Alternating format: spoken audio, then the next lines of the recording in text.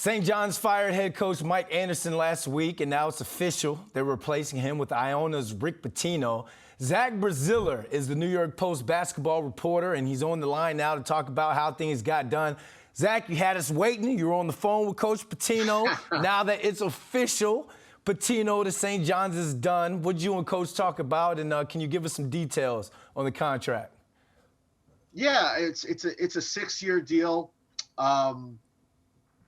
Around, I believe, around $4 to $4.5 million. That's kind of what you've been hearing in the last few days. But look, he was on campus yesterday. He said after he went home and he really thought about it, and he felt like if he didn't take the job, he'd be kicking himself. He wanted really one more shot at the high major level. He's 70 years old. He thinks he's going to coach, at least 6-7 more years. And he wants to win big again. He thinks he can do it at St. John's. He did not want to move out of New York. He has a home on Winged Foot Golf Club. So, I asked him, like, if Georgetown or Providence were interested, was that something that you would have followed through on? He said, no, he did not want to leave this area. He's a guy, he coached the Knicks. He's grew up here in Manhattan and Long Island, and he thinks it's a great way to end his career, is kind of bringing St. John's back to where it was under Louis Carter II. And he told me, with this new age of, the transfer portal and name, image, and likeness, he thinks it'll take months to rebuild, not years. He's very confident that he can make this team a winner again. And it's St. John's fans are through the roof with excitement. He's one of the greatest college basketball coaches of all time. You saw what he did with Iona, 2 tournaments, 3 years, 2 MAC regular season titles. And, we're going to see how this goes, but it's clearly a completely 180 from what we've seen from this program in a while. They made it clear they wanted him from the start, and they got it done.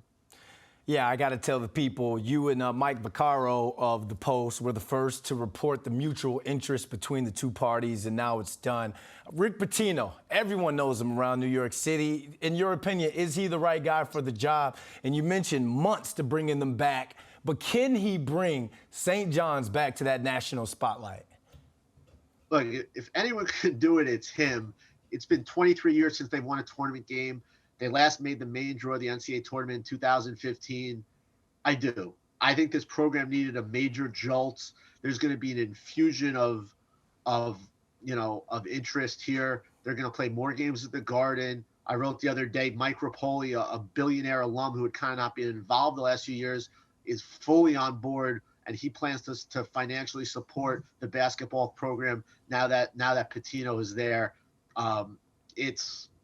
To me, it's going to be a completely different way how this program is used to operating.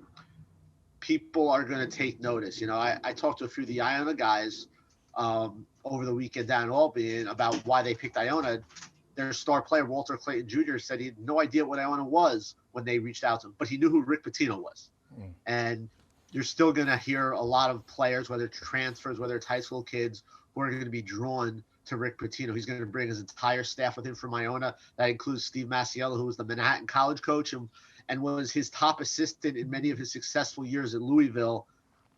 I mean, look, to me, it was the only hire to make, and they did it.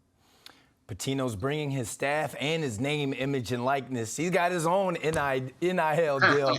That should bring in the recruits. All right, part of the madness of March Madness is the coaching changes. Let's move on to the Big East. Providence's Ed Cooley is going to Georgetown. That looks like that's a done deal. So what are your thoughts on that hire?